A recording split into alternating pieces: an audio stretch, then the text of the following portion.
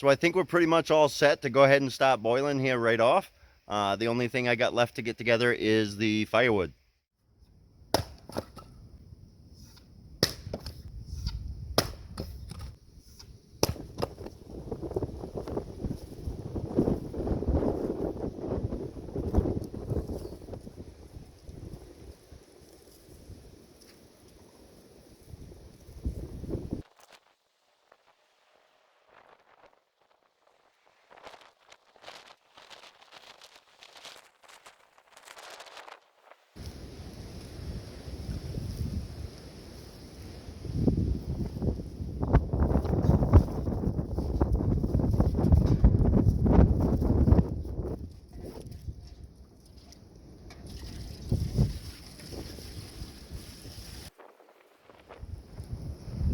This is the pan that I use to boil it down into syrup, and you need to periodically add to it as it boils down. I use this pan to preheat some first, that way when you add to it, it doesn't bring your boil temp back down, and you can keep your boil rolling pretty good throughout the whole process. This spoon here, you'll see later, we use this to skim the foam off the top. I'm doing it the old-fashioned way. This is the way I've always done it. It's the way my parents did it when I was just a boy, and I don't have none of the fancy gear that a lot of these big maple syrup places have, but personally I like this method better because I personally like the smoke flavor in my maple syrup, whereas the big maple syrup refineries, there's no smoke flavor at all. You can't boil it too long. You'll jar it up, it'll look perfectly fine, but in about a month it'll turn right to sugar. The whole jar will literally be just all crystallized sugar. So you do have to be careful. You don't want to boil it too much. But like I said, when it gets towards the end, I'll explain what they call the frothing process in better detail as far as how to tell when it's done without all the fancy gadgetry that they have these days.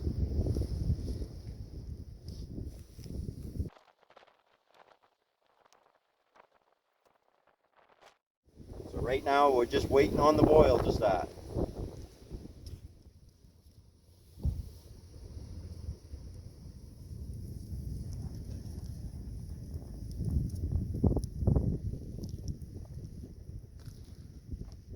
So as you can see, it's starting to get hot. It hasn't quite started boiling yet, but it is starting to steam, so we are close. It's pretty windy. I'm not sure if you can hear that, but it's actually just now starting to boil. You can see it starting to bubble around the edges. And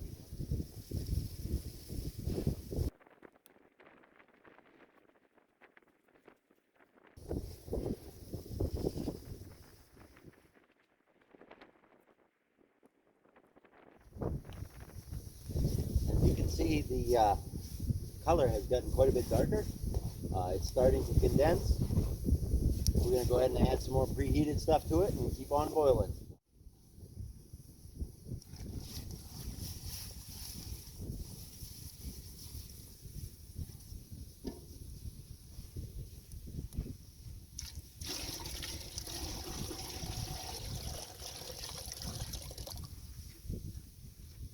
You can see the advantages of preheating it. It's already starting to come back to a boil already.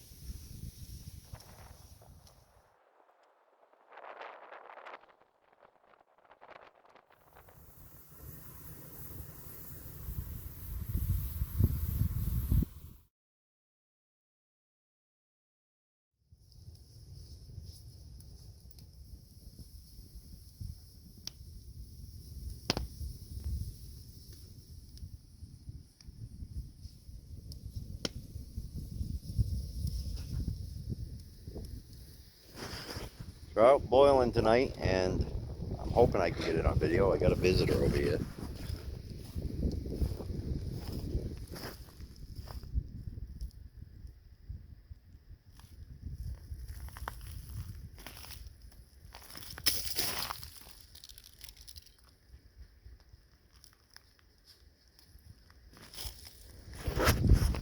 That's pretty cool. You can see the color changing. It's starting to get kind of dark. That's what it looks like just preheating. So it's starting to condense for us.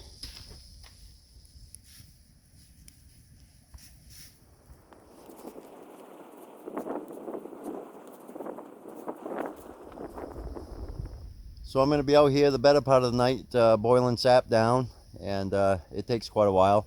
You guys aren't really going to miss much. You've pretty much seen what the boiling entails. So tomorrow I will meet up with you again. Good morning, everybody. As you can see behind me, the sun is starting to come up. The blue sky is revealing itself.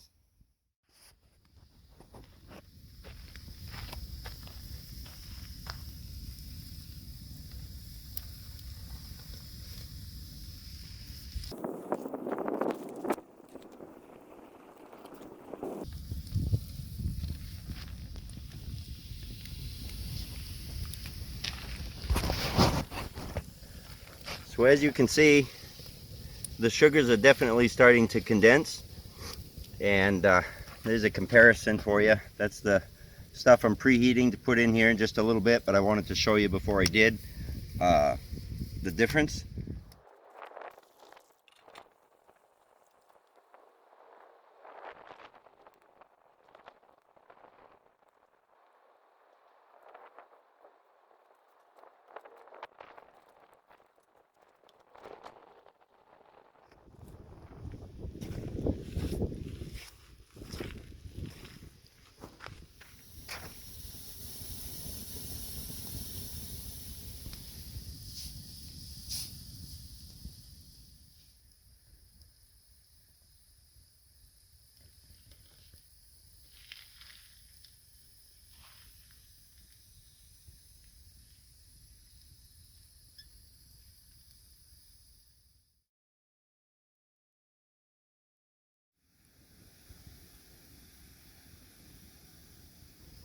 You basically determine the colors by on how much you concentrate the sap into one container.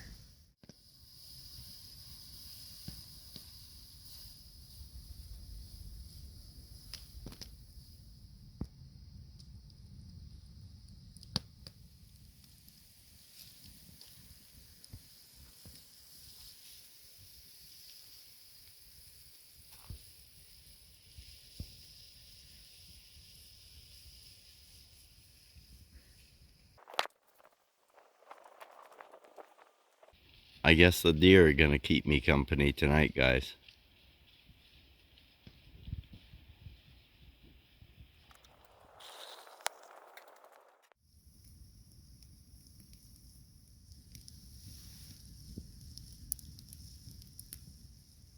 Still at it, but I've pulled the pan ahead forward on the grate so that it'll just simmer for a few hours. I'm gonna grab a few hours sleep, and I'll be back at it.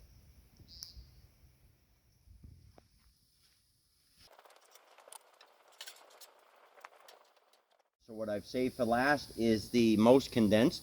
This is going to be the dark amber, and by far there has been more gallons of sap condensed into that one pan than all the others.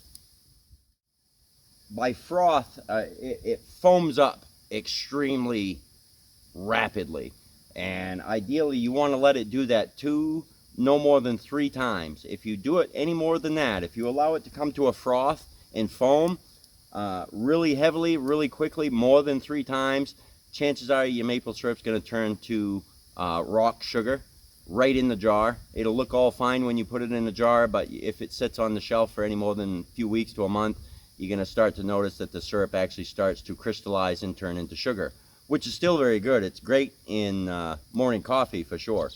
So anyways, I'm going to filter it into this, and I use basically just use felt.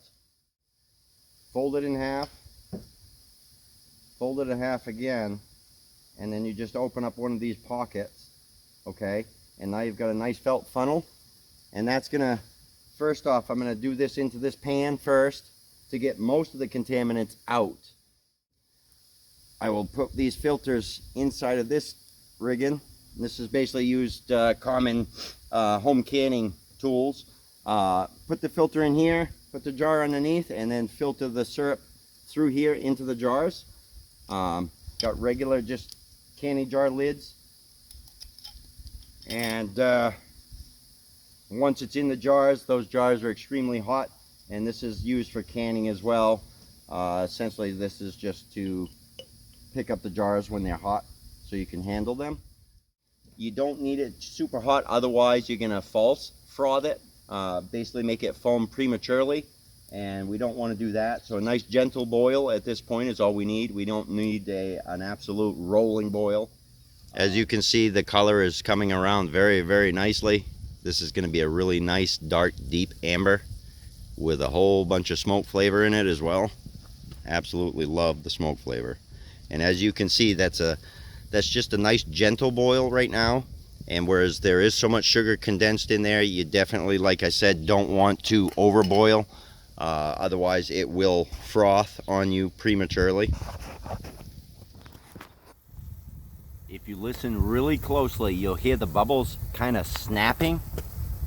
Unlike what you would hear when you're boiling water, that's letting you know that the sugars are condensed enough that it should be frothing any minute. I'll put it closer so you can listen.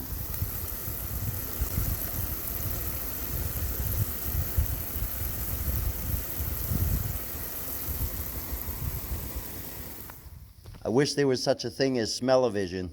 You can smell the syrup already.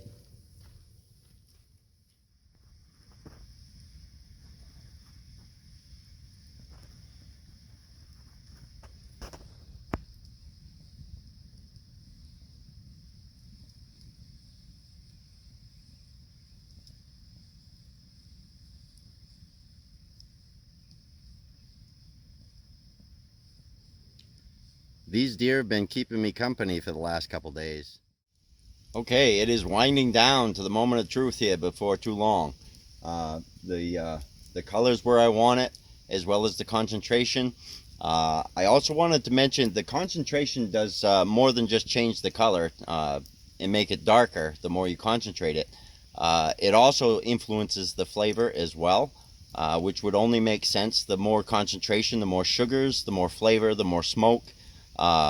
So your lighter maple syrups will have a much lighter flavor, whereas your dark ambers will have a more robust flavor, which I prefer, as well as, again, I can't stress enough the smoke flavor makes a world of difference. Don't get me wrong, I've never tried a maple syrup I didn't like, but most maple syrups, I think these days probably all maple syrup that you buy these days are done in facilities that make mass quantities of maple syrup, and they use commercial evaporators, which there is no smoke involved with the process, so you don't benefit from that added flavor. And to me, it's just call me old-fashioned, but I just love the smoke flavor.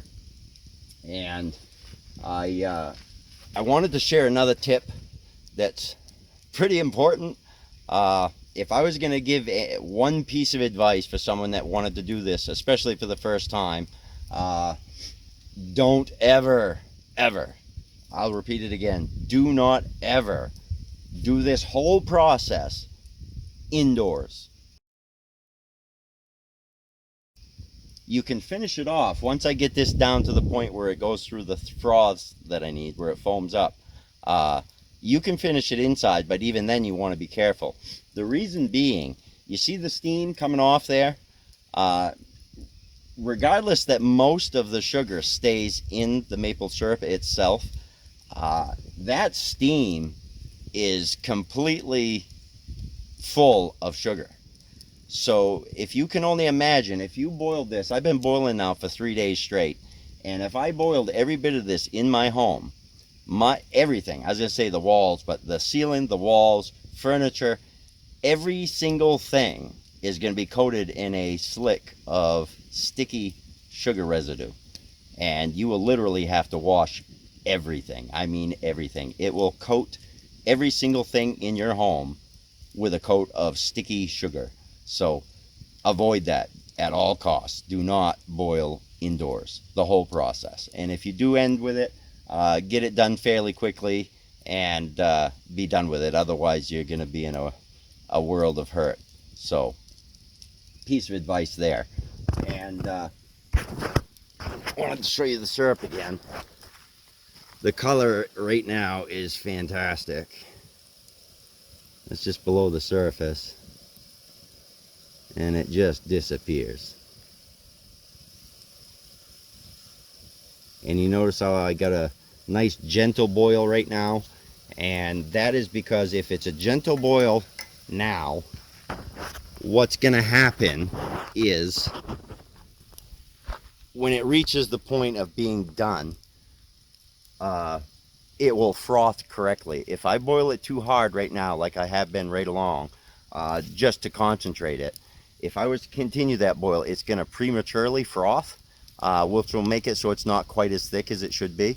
And maple syrup isn't as thick as the artificial syrups. So don't be fooled if you've never had real maple syrup.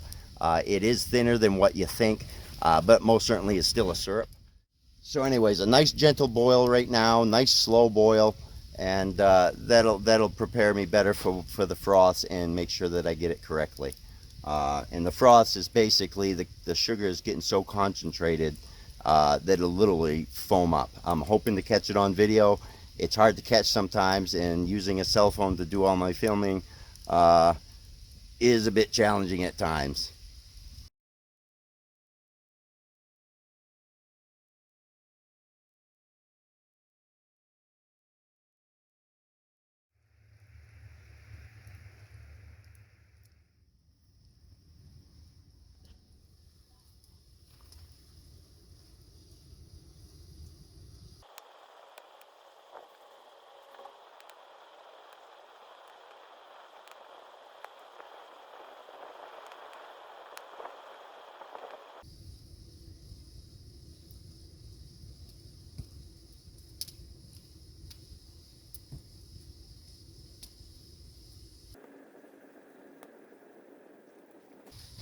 See how that's frothing up? It's coming right up to the top. That's what I mean when I mention the word frothing. That's when you know the sugars are really condensed. And now I'm going to remove it from the heat. Let it sit just a second.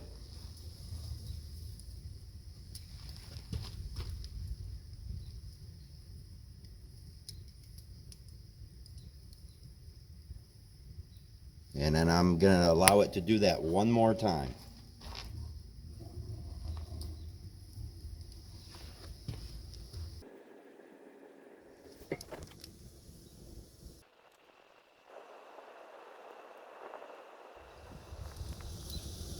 And it is now getting ready to froth for the second time.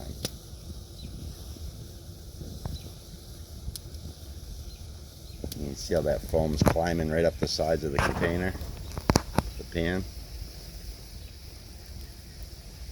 See how it's rolling in on itself. That's a good froth.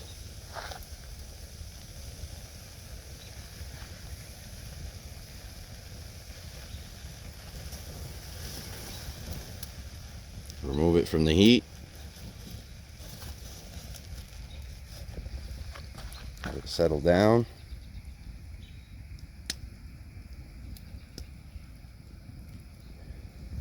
Now we are ready to put it through the first set of felt filters.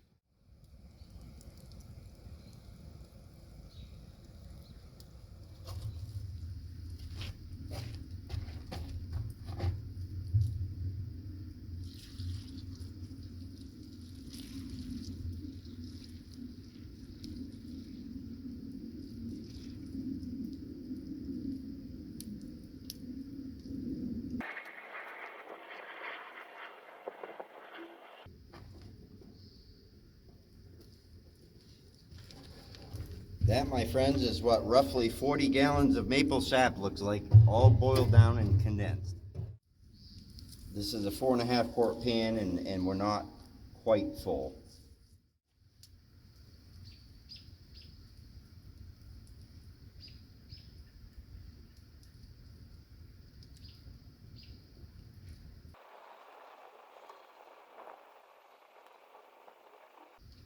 Try to get as much as you can.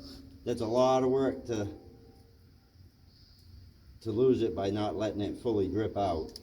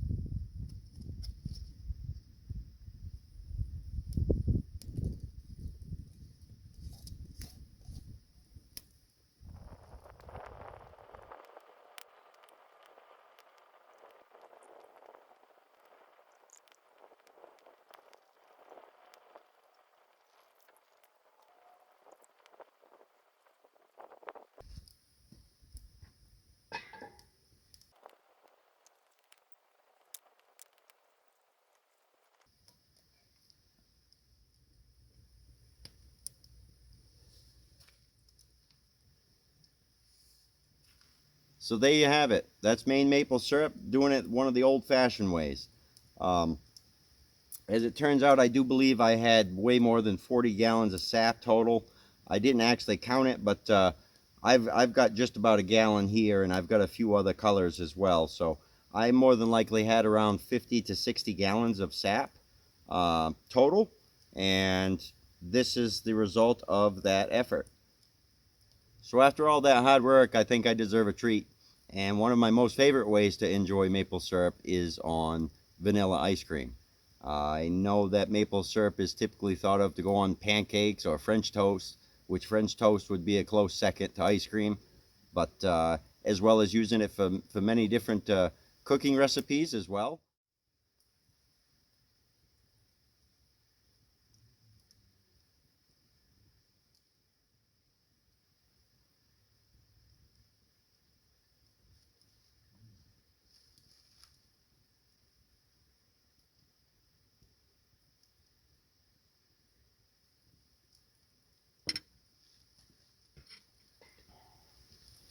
That is a treat, my friends. For God's sakes, if you've never tried vanilla ice cream with maple syrup on it, you are missing out.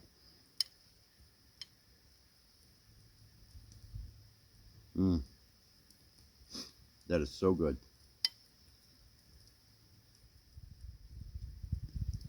I guess all they need now is taste-o-vision, right? I got a fair amount of feedback on my video on tapping the maple trees for the maple sap, and there's a couple individuals out there that I would like to share something with that showed particular interest.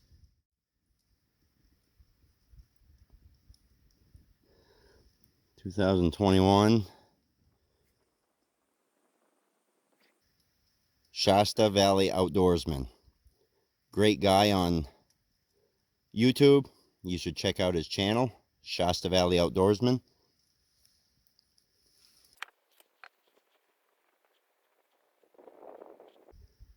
Carl and Foxy, Carl's Adventure Blogs. I will leave the, I don't know if I got that exactly right, but that's to Carl the Madman and Foxy the Fearless. I hope you guys enjoy as well.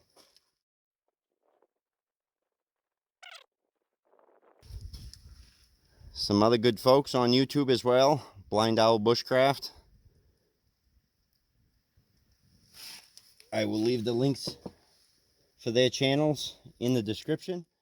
Again, check out Shasta Valley Outdoorsman, Carl's Adventure Blogs, or Vlogs rather, sorry, and BlindOwl Bushcraft. Like I said, they got some fantastic material on their channels, and they're definitely worth checking out. So head on over there and give them a look, would you?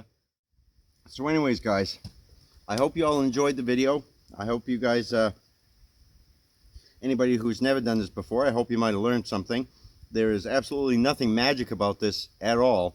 It is just simply having the resources to get the sap.